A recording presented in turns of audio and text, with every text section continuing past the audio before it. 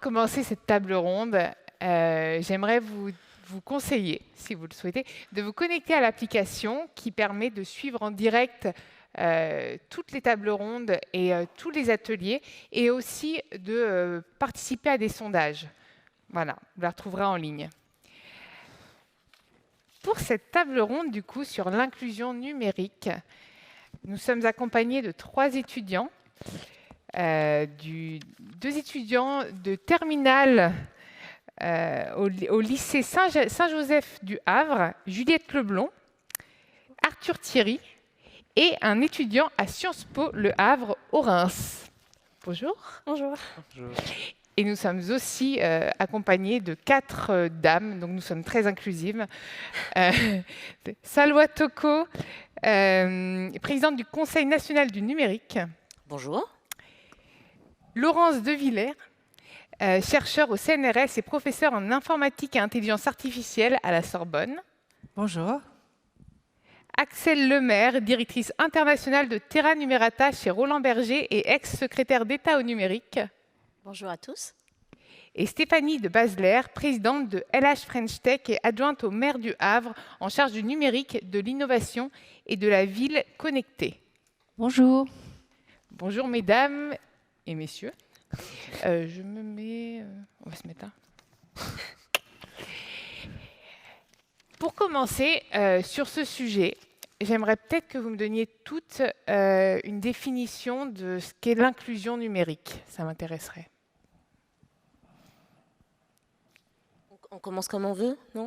Comme on veut. On fait... c'est dur de faire une définition de l'inclusion numérique. Je pense que ça n'a échappé à personne, effectivement, que le monde et que les pays se digitalisent de plus en plus, ou se numérisent de plus en plus. Et pour ma définition, je dirais personnelle, et que j'ai beaucoup essayé d'étoffer pendant la durée de ma mandature en tant que présidente du Conseil national du numérique, ça a été surtout de définir que cette inclusion numérique devait porter ses efforts sur la continuité de la possibilité des citoyens et des citoyennes à pouvoir continuer à exercer leurs droits et leurs devoirs de citoyens. Et si on n'y arrive pas, on est à ce moment-là dans une exclusion républicaine quasiment d'une certaine partie de notre population. Et ça, c'est quelque chose qui pourrait mettre en danger notre démocratie. Donc voilà un petit peu, moi, ma définition de ce que doit être l'inclusion numérique. L'inclusion numérique, c'est avant tout 4 choses pour moi. La première, c'est l'accès en fait au numérique, parce qu'on nous dit voilà, on ne va pas laisser de côté personne. Ben oui, mais il faut pouvoir avoir les moyens d'avoir accès à ces différents objets, à Internet, partout. Or, il existe encore en France des zones blanches. Donc pour la santé, par exemple, pour la télémédecine, c'est effectivement éminemment important que tout le monde soit inclus. Notamment dans les zones blanches, c'est là aussi, il y a moins de médecins, par exemple. Donc les deux vont de pair. Le deuxième point, c'est en fait avoir les outils. Alors, est-ce que tout le monde a les outils? C'est encore assez cher. Est-ce que dans l'éducation, chaque étudiant a un ordinateur? Je ne crois pas, qu'il soit offert ou qu'il soit en tout cas prêté par le ministère de l'Éducation. Donc on peut imaginer quand même que pour accélérer l'inclusion, il faut aussi que tout le monde puisse avoir accès à l'outil. La troisième chose, c'est comprendre l'outil, comment il marche, et ce n'est pas toujours évident.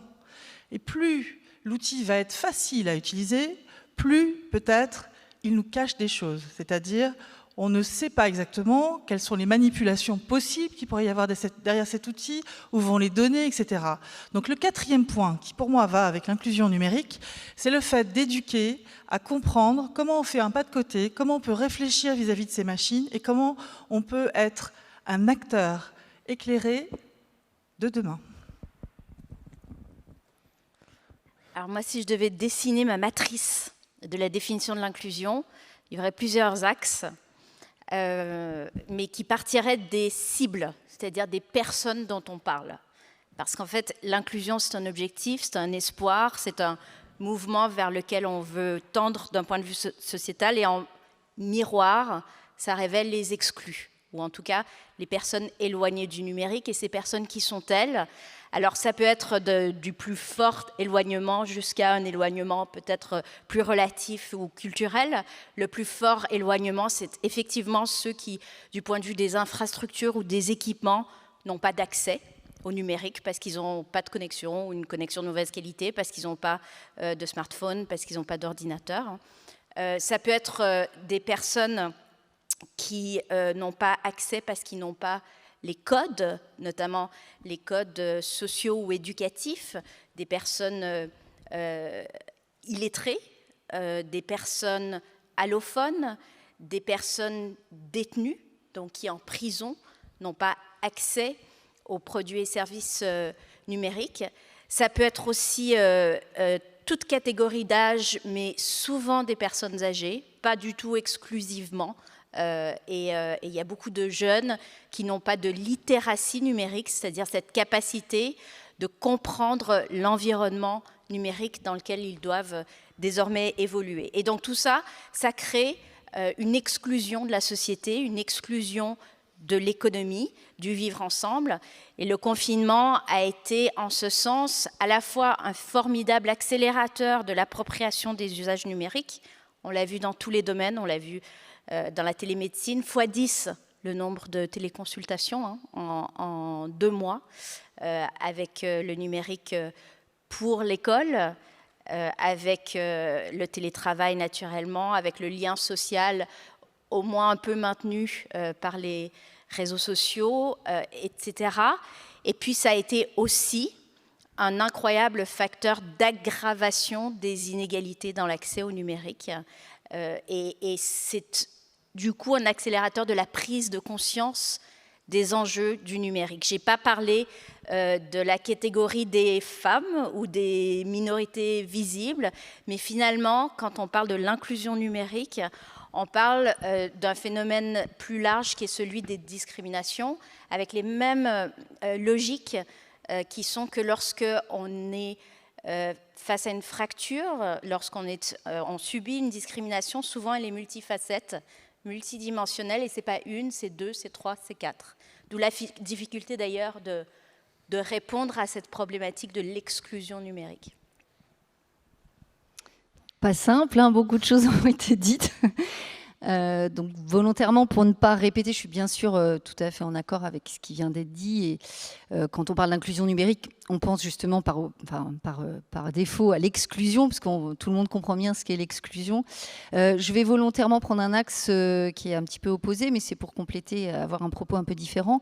Je vais parler aussi de l'enjeu social mais économique, et pas que pour les personnes qui sont exclues, mais pour la société en général et l'économie en particulier, parce que toutes ces personnes qui sont exclues, c'est d'autant de personnes qui ne vont pas des ressources pour l'économie, puisqu'aujourd'hui, moi j'ai été chef d'entreprise pendant 20 ans dans ces métiers d'innovation, de technologie, et on a un enjeu forcément aujourd'hui d'emploi qui est très fort. Il y a 80 000 emplois dans le numérique qui ne sont pas pourvus aujourd'hui, donc j'allais dire non seulement ça exclut des personnes, mais ça prive effectivement l'économie de ressources, de talents certainement, puisque en formant ces personnes, en leur permettant d'accéder à ces nouveaux métiers, on va créer de la valeur sur nos territoires, et on va permettre justement à des entreprises de trouver des ressources localement, ou sans forcément que ce soit des data scientists, voilà. Donc la formation, c'est aussi une opportunité pour notre économie et pour nos entreprises. Très complet tout ça. Et j'aimerais comprendre quel est votre diagnostic sur l'état de ces inégalités et quelle est la porte d'entrée de chacun. Est-ce que c'est un défi social, sociétal ? Comme toute problématique, c'est multifactoriel et multiterritoire. En fait, comme le rappelait effectivement Axel Lemaire, le confinement, et toute cette période qu'on a vécue depuis quasiment le début de l'année 2020 a été un révélateur de plusieurs phénomènes qu'on soupçonnait, qu'on suspectait, mais ça a aussi été du coup un révélateur pour des personnes qui l'ignoraient. Tout d'un coup, on s'est aperçu que oui, le monde est beaucoup plus digitalisé, mais à côté de ça, tout le monde n'est pas équipé. Oui, on peut garder le lien social ou travailler depuis chez soi, à condition uniquement qu'effectivement on ait l'équipement et qu'on soit sur un territoire qui est lui-même équipé. Et tout d'un coup, on a pris conscience, et je pense que le monde de l'éducation nationale est un des domaines, en fait, enfin des secteurs qu'il a le plus vécu quasiment au quotidien et dans sa chair, et on s'est aussi rendu compte, au-delà de dans ce diagnostic qui n'est pas qu'une question en fait de territoire en termes d'infrastructure, on a aussi un diagnostic à affiner sur les capacités effectivement de tout à chacun de pouvoir s'emparer en fait de ces technologies ou effectivement de ce qu'on appelle la littératie numérique.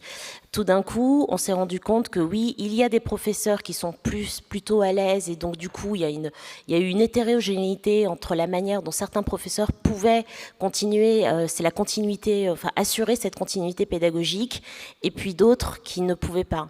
Et d'un autre côté, vous aviez aussi parmi les élèves et les étudiants, certains qui ont beaucoup plus eu de facilité d'accéder et de pouvoir poursuivre en fait leur scolarité parce qu'ils avaient l'équipement, parce qu'ils le comprenaient, parce qu'ils savaient l'utiliser, qu'ils ont été suffisamment agiles, et puis d'autres qui n'avaient pas forcément l'équipement, et j'en ai fait l'expérience moi-même personnellement, où je suis la cofondatrice et la présidente d'une association qui s'appelle Become Tech, qui œuvre pour la mixité dans la tech, et où on a été obligé de donner nos ordinateurs, enfin les ordinateurs de l'association, aux jeunes filles que nous accompagnons dans nos programmes, et pensant régler la problématique du manque de matériel, et qui, 2-3 jours après les débuts du confinement, nous appelaient pour nous dire en fait, l'ordinateur que vous m'avez donné, il sert à toute la famille. Ce qui fait que moi, qui en ai besoin au moins 3 ou 4 heures par jour, je ne peux pas, parce que il y a papa qui l'utilise, il y a mon grand frère, il y a ma grande sœur, il y a ma ceci, il y a cela.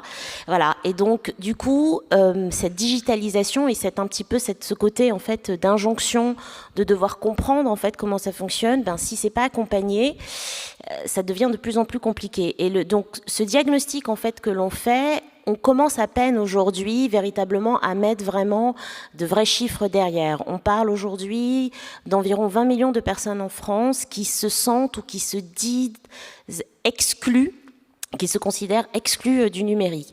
Je soupçonne qu'il soit légèrement plus élevé, ce chiffre, tout simplement parce que quand je regarde ne serait-ce qu'autour de moi, j'aide régulièrement des personnes autour de moi qui pourtant ne se considéreraient pas du fait de leur de leur passé de formation ou de leur intégration dans le monde du travail, qui ne se considèrent pas exclus, mais qui tout d'un coup se retrouvent démunis face à une recherche administrative ou à une injonction administrative à faire en ligne. Donc ce qui fait que du coup on n'est pas dans le 20 millions de personnes qui se disent vraiment exclues parce qu'elle n'a pas les moyens de pouvoir s'offrir le matériel, le moyen de s'offrir l'abonnement qui va avec, etc.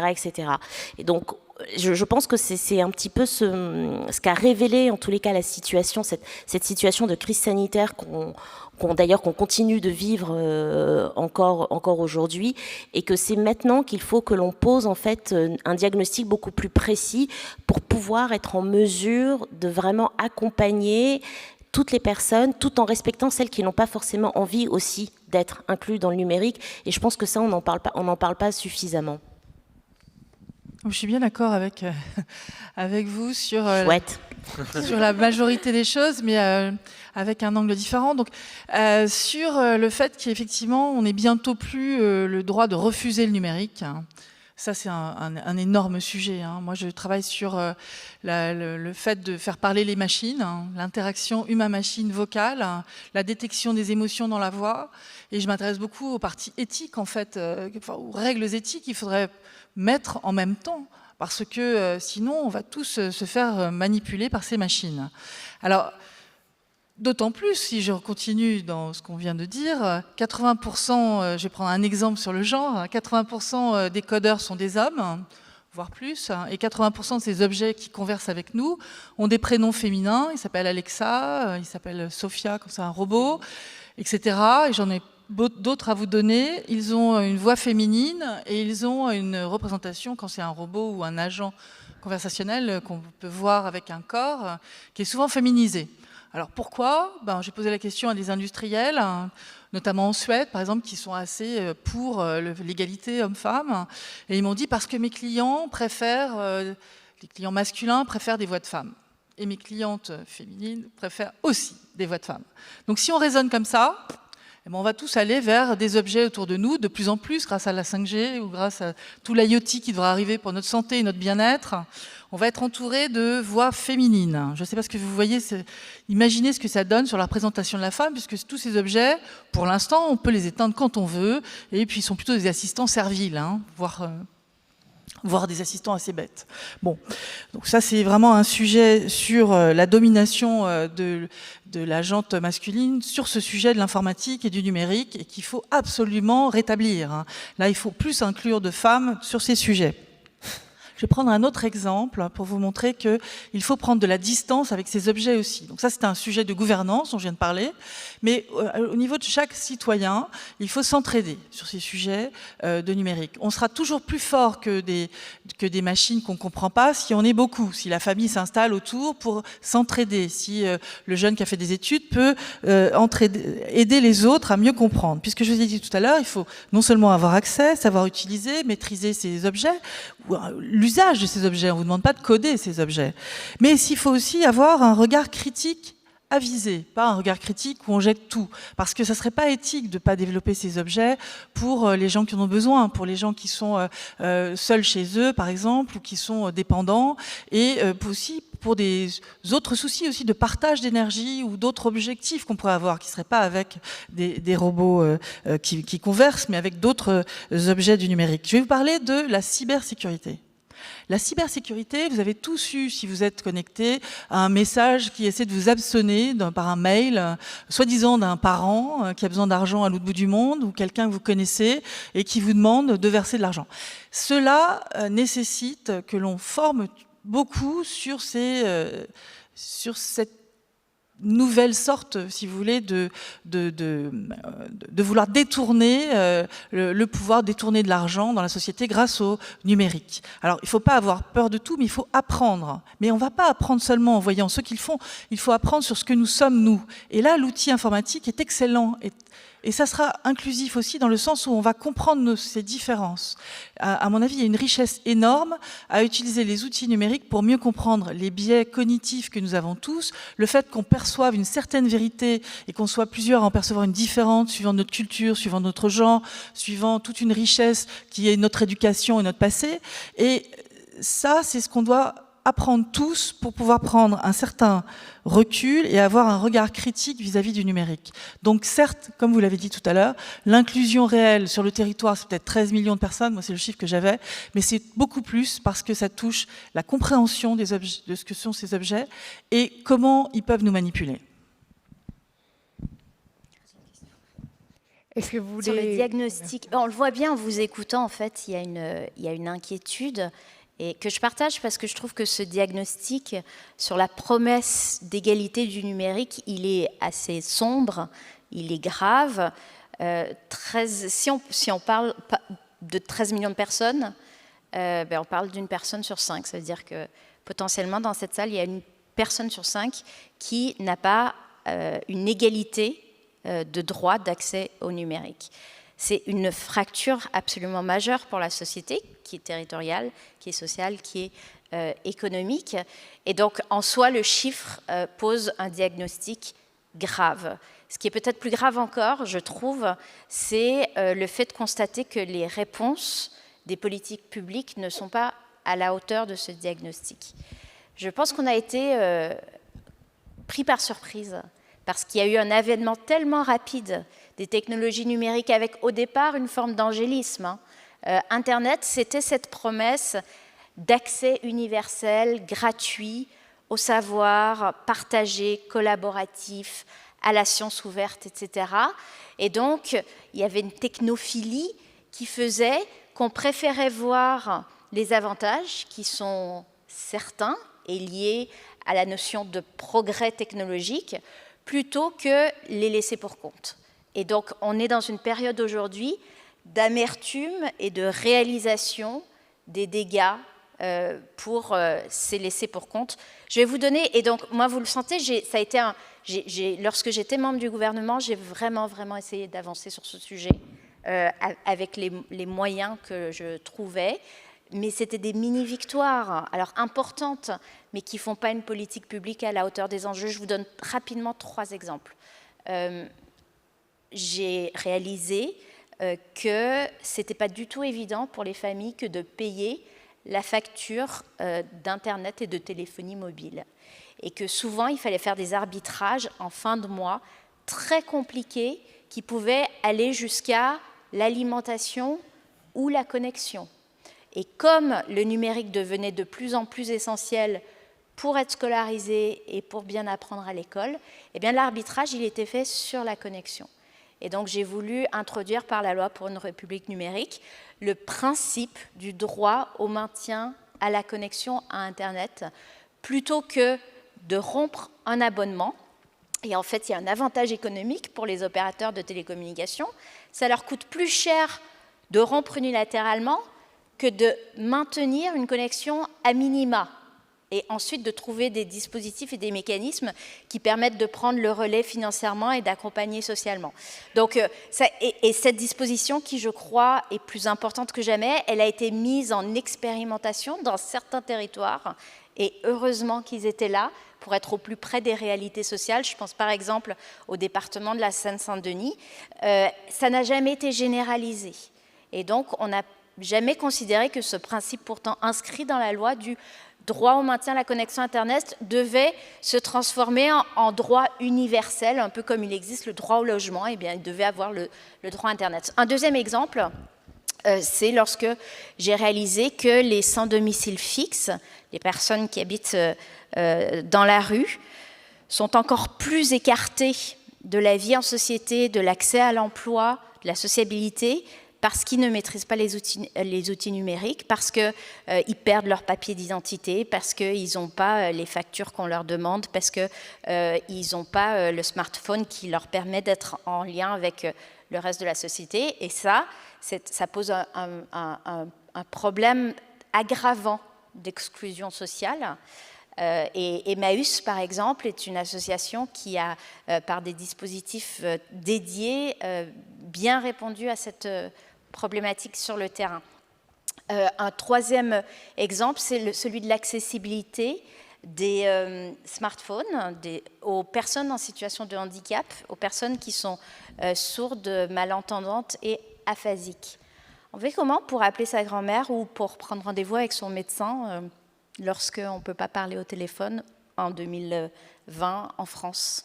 On ne fait pas en fait. Et donc on a fait construire par les opérateurs de télécommunications une plateforme de traduction en langage des signes qui permet désormais, en donnant accès à un certain nombre d'heures de traduction par mois, bien être en contact avec le monde extérieur.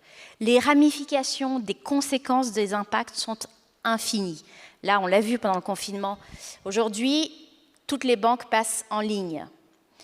Sauf que pour avoir un compte en ligne, il faut avoir un smartphone parce qu'il faut pouvoir sécuriser son compte en banque. Dorénavant, il faut recevoir un SMS sur son smartphone pour accéder à son compte en ligne, etc. Le nombre de gens et donc de consommateurs, by the way, qui sont là aussi laissés de côté dans cette digitalisation de l'économie est flagrant. Un dernier grand sujet dont je n'ai pas parlé, c'est la continuité des services publics. Qui est sans doute le sujet principal. L'administration a réussi à assurer cette continuité dans la plupart des cas, mais c'est une continuité qui a été virtuelle, qui a été en ligne, et le fait de ne pas avoir de lieu physique d'accueil de certains publics, là aussi, a pu être dramatique. Et je pourrais vous donner des exemples comme ça, honnêtement, pendant des heures. Justement, Axel, qui doit agir, l'État ou le tissu associatif ? J'ai une élue locale à côté de moi, donc j'aimerais beaucoup l'entendre sur ce sujet. L'État, il a du mal parce que c'est une politique très transversale, parce que c'est une politique qui doit être très individualisée, très personnalisée, qui suppose de mettre tellement d'organisations et de parties prenantes et d'acteurs différents autour de la table que quand ça ne se passe pas au niveau local, c'est compliqué. On peut faire des lois, on peut édicter des grandes orientations, on peut coordonner entre les territoires, on peut s'assurer de l'équilibre et de l'égalité, mais je ne suis pas sûre que les pilotes, au sens ceux qui guident véritablement, ça doit être l'État, mais il y a quand même un désengagement de l'État sur ce sujet. Hein. Soyons très clairs, c'est un immense regret de voir à quel point c'est un non-sujet. Moi, j'étais à Bercy. Bercy, c'est le ministère de l'économie et de l'industrie. Mes interlocuteurs, c'était les opérateurs de télécommunications, et j'ai dû créer la médiation numérique, essayer de fédérer les territoires autour des personnes qui font vivre la médiation, qui sont les médiateurs, parce que le ministère des Affaires sociales ne s'en occupait pas. Et en même temps, il y avait un phénomène de dématérialisation massive, avec un objectif fixé, 2022, 100% des services publics en ligne, et c'est très bien. Simplement, il n'y avait pas la règle à côté qui disait « sauf dérogation ». Et on accompagnera humainement les gens qui en ont besoin. Donc, si la dématérialisation ne sert qu'à la réduction de coûts, à ce moment-là, on n'est plus dans la promesse républicaine. Et ça, c'est le constat que j'ai été obligée de faire. Je vais demander à Stéphanie aussi de répondre à ça. Et puis après, j'ai peut-être une question venant de nos lycéens. Rapidement, puisque je suis interpellée sur le sujet, je vais vous faire une réponse de Normande, parce que je suis une élue locale, et donc c'est les deux, c'est tout. Enfin, je veux dire, il n'y a pas de segmentation, c'est forcément des impulsions, bien sûr, qui viennent de tout en haut aussi. Et vous avez fait de belles choses quand vous étiez au gouvernement, et notamment avec la French Tech. Hein. C'est aussi voilà, des initiatives qui sont lancées au niveau national, parce qu'en local, on ne peut pas lancer ce genre d'initiative aussi visible, et ces labels qui font que ça met en lumière, en fait, hein, ça nous donne des étendards pour faire des choses, ou de la légitimité pour porter ces projets sur le territoire, parce qu'effectivement c'est toujours un mixte des deux. Il faut qu'il y ait des initiatives forcément locales, au plus proche. Alors bien sûr les associations qui sont très bien placées, qui connaissent parfaitement les phénomènes d'exclusion parce qu'elles les vivent au quotidien, et qui vont faire le lien avec justement des initiatives. Alors je parle de la French Tech puisqu'on est au Havre, on a la chance d'être labellisé French Tech, et tout ça, c'est des choses très très concrètes. C'est pas juste effectivement des labels, c'est des initiatives qui vont faire qu'on va accueillir des gens, tout type de public. D'ailleurs, il y a la Cité numérique au Havre qui ouvre ses portes. On va accueillir des jeunes de tous horizons, bien sûr de l'éducation supérieure aussi, des porteurs de projets, mais pas forcément des gens qui ont fait des grandes écoles, mais qui ont besoin d'accompagnement. Ça aussi, ça participe à l'inclusion, à l'emploi, à l'innovation sur le territoire. Et puis, effectivement, il y a des initiatives associatives locales que j'ai évidemment recensées sur le territoire du Havre et de la région. Mais ce que je constate, ça rejoint un petit peu ce que vous disiez, Axel, c'est qu'il y a un souci de gouvernance. Ce sont beaucoup d'initiatives un peu atomisées, en fait.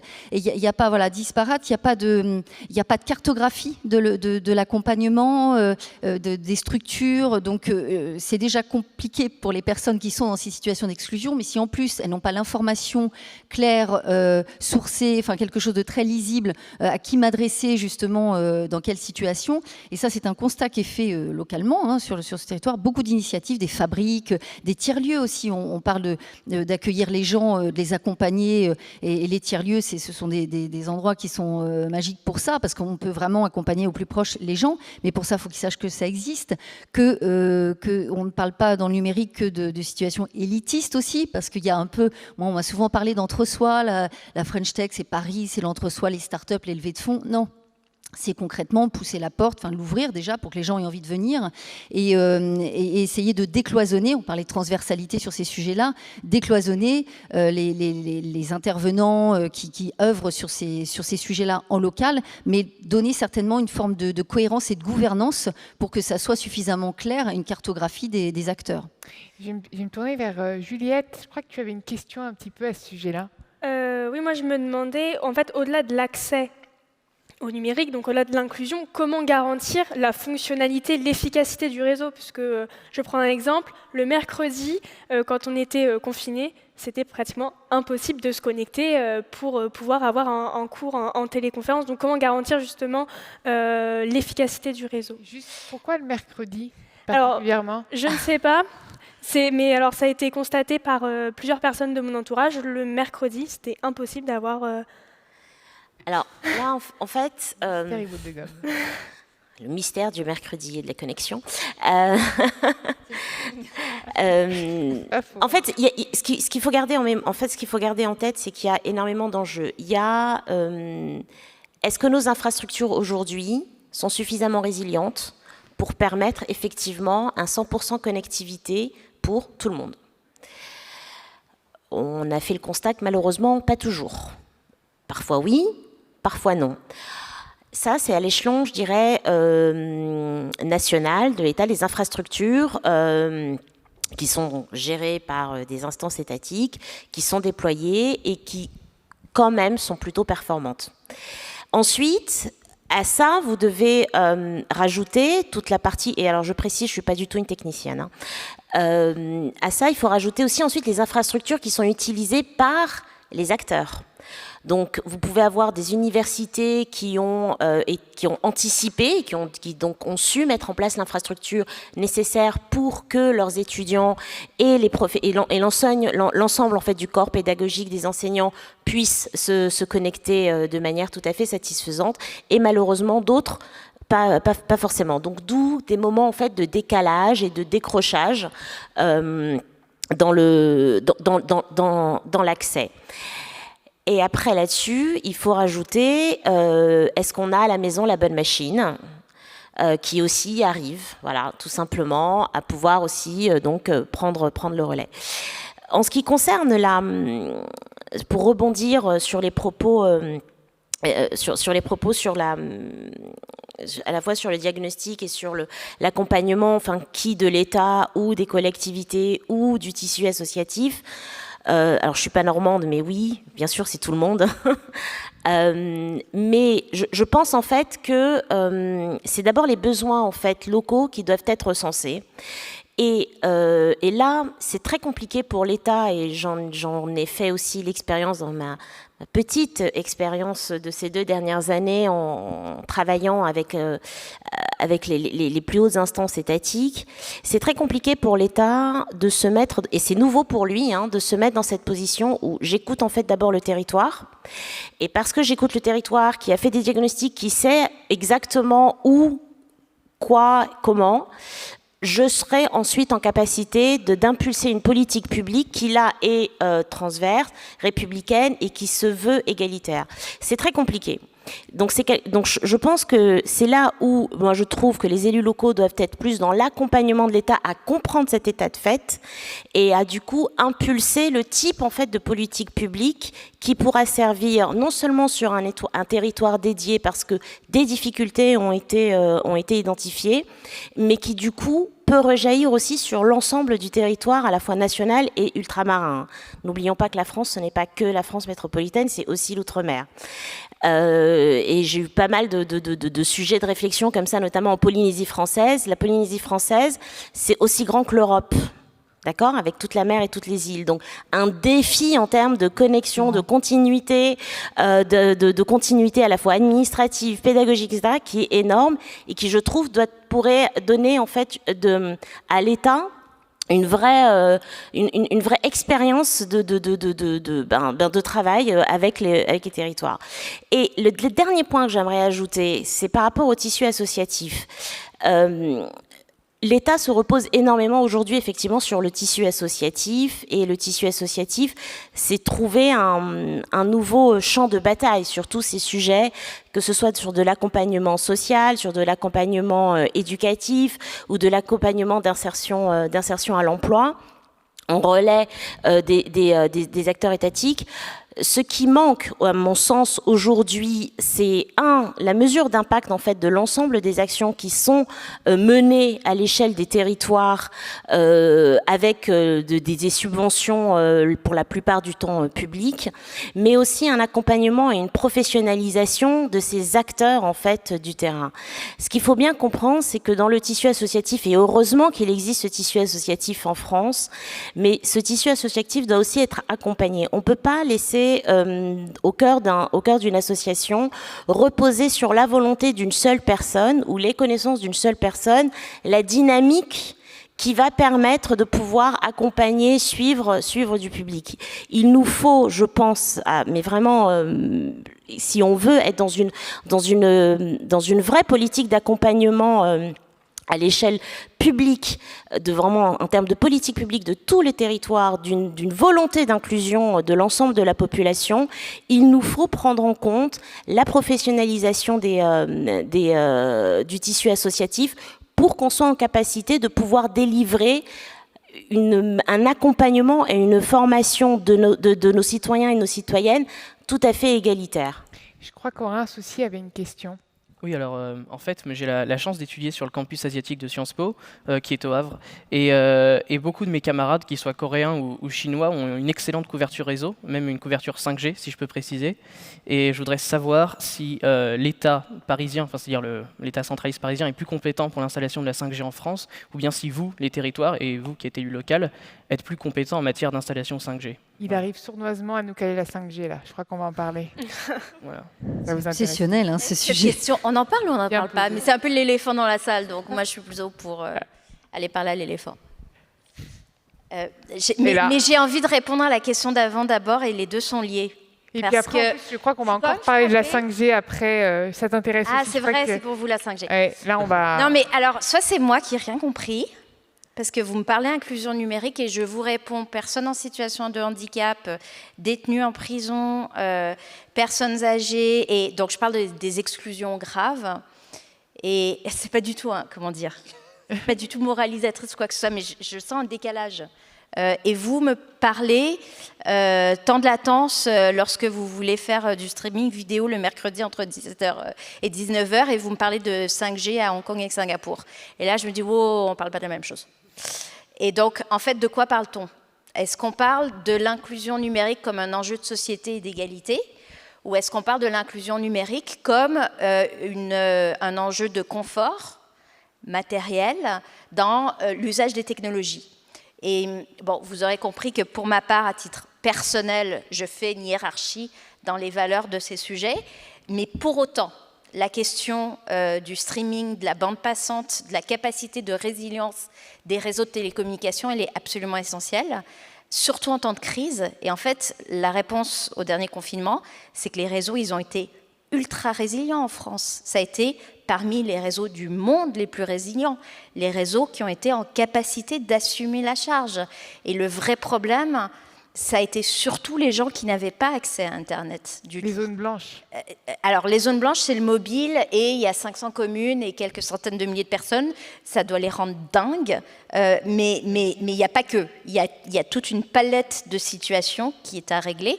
Et là où ça pose un vrai problème politique, la question de l'arbitrage entre les usages. Est-ce que la bande passante, on l'utilise pour les services d'urgence, pour qu'ils puissent communiquer avec l'hôpital et les pompiers?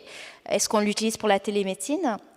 Ou est-ce qu'on l'utilise pour le streaming vidéo des séries Netflix? Du coup, Et en tu fait, peux aussi la répondre- question derrière, c'est celle de la sobriété numérique. Et moi-même, j'ai évolué dans mes réflexions sur ce sujet, parce que ça me paraît c'est un concept un peu dépassé ou abstrait ou un peu revendicateur ou dogmatique il y a quelques années.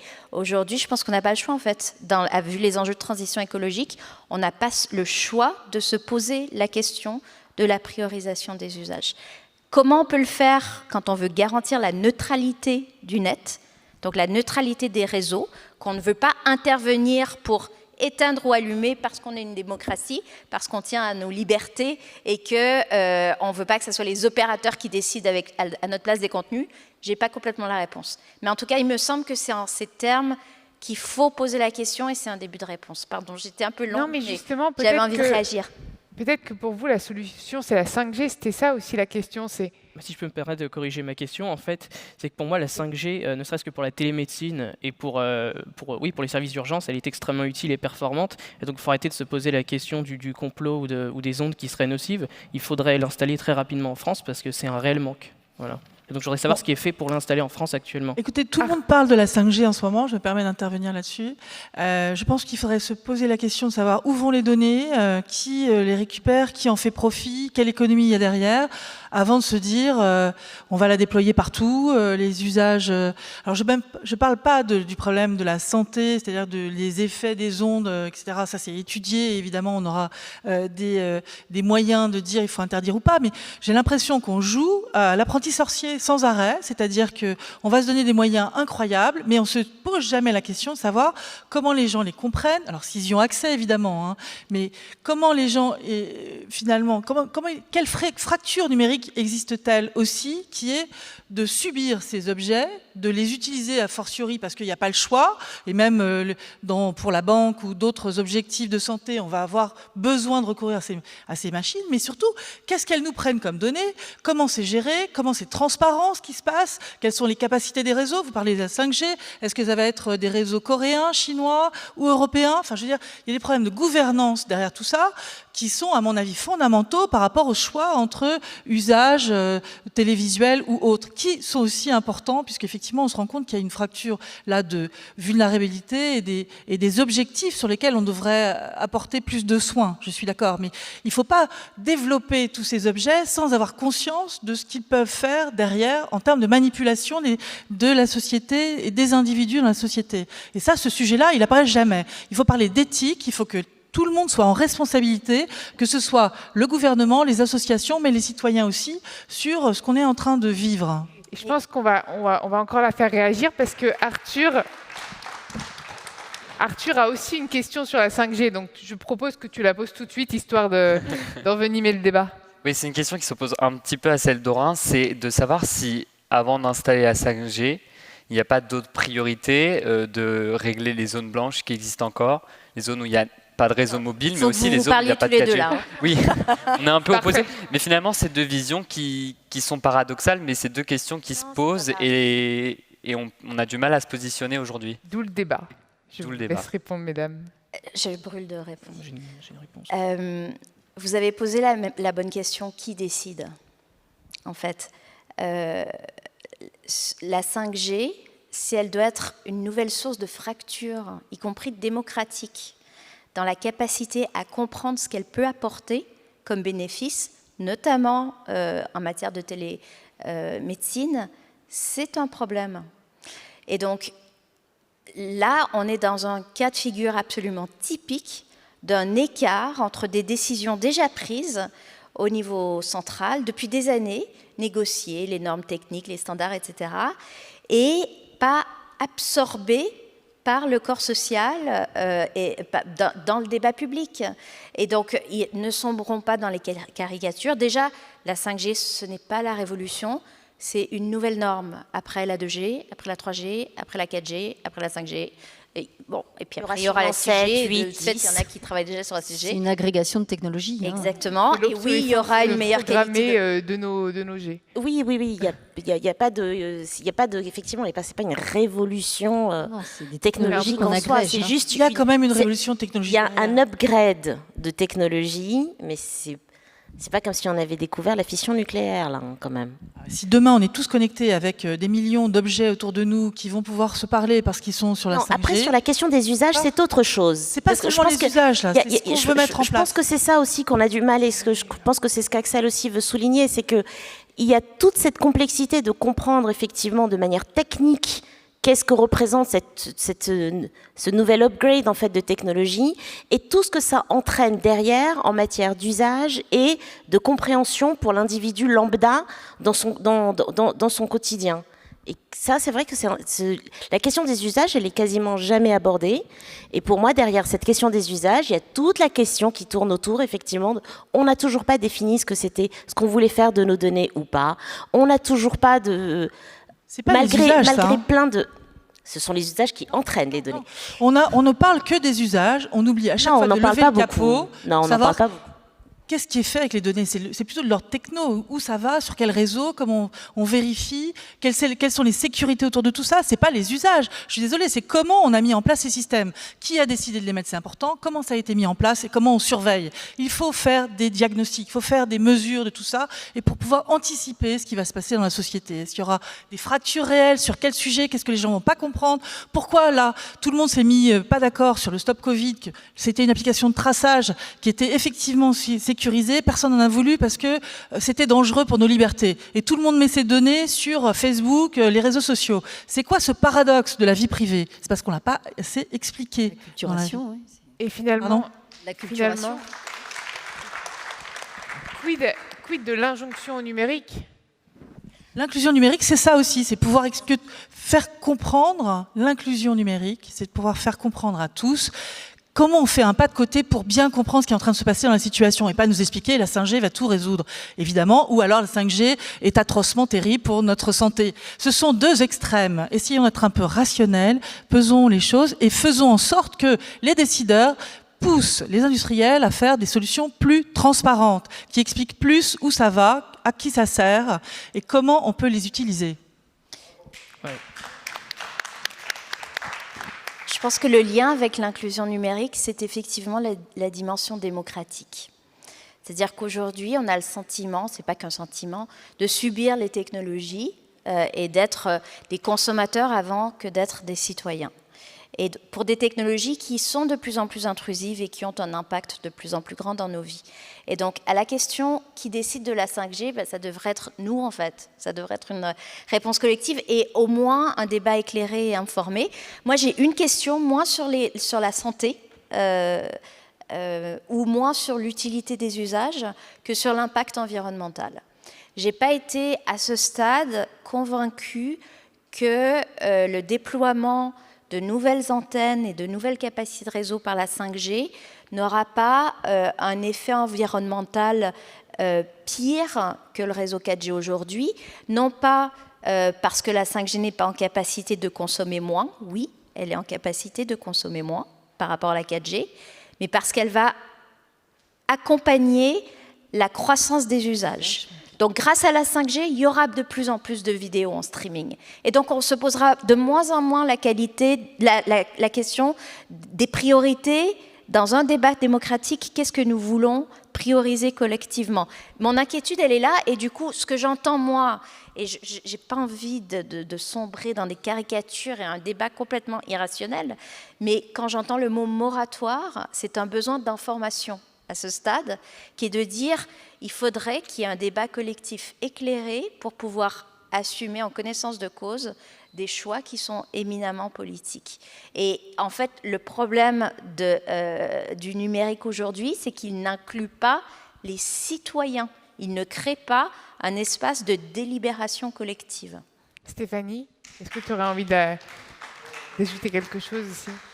Je pense que, pour reprendre ce qui a été dit à plusieurs reprises, mais il y a effectivement un besoin je parlais d'acculturation et pas que à la technologie et à l'utilisation des outils, mais effectivement à des réflexions un peu plus profondes sur ce qui en découle de nos libertés, ce qui a été dit précédemment. Mais je pense qu'il y a aussi beaucoup de gens qui n'ont pas forcément envie de se poser ces questions-là non plus, faut être assez honnête. Par paresse.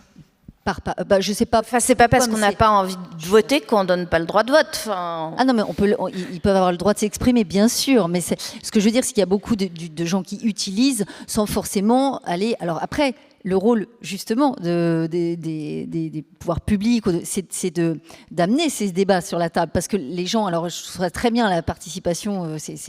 C'est formidable, mais il faut l'organiser, il faut lui donner de l'espace, il faut collecter et il faut ensuite mettre en œuvre, en tenir compte en tout cas, parce que demander aux gens leur avis pour après, on fait un peu les choses à l'envers, puisqu'effectivement les choix sont faits, les décisions sont prises, et puis après on va essayer de demander aux gens ce qu'ils en pensent, mais aujourd'hui le citoyen, on l'aide pas forcément à se poser ces questions-là, et s'il y vient pas naturellement, comme beaucoup de gens, et on parle du droit de vote, je pense que la comparaison est assez intéressante, parce que c'est pas parce qu'on y a accès qu'on va forcément utiliser ce droit.